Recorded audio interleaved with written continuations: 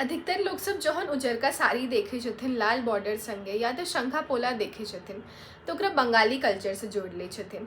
लेकिन ई बड कम लोग के बुझल है कि ई पारंपरिक मैथिली वेशभूषा के एकटा महत्वपूर्ण हिस्सा छे। पहिलुका समय में ना मिथिला में फैब्रिक डाइंग के ऑप्शंस बहुत लिमिटेड होय छलै, जे कारणवश बेसीतर लोग पियर या तो उजरका साड़ी पहिरै छलखिन है लाल बॉर्डर संगे। यह साड़ी के लाल पारा या तो लाल पट्टी दैट इज लाल बॉर्डर वाला साड़ी कहै छलखिन। मिथिला संस्कृति में लाल रंग नव शुरुआत, शक्ति, समृद्धि और इतिहास के प्रतीक छे। यह रंग के भगवती जी से जोड़ल जाय छे, जे कि शक्ति और संरक्षण के प्रतीक छथिन। और लाल पारा साड़ी संगे पहिरल जाय छले शंखा पोला लहठी के संगे।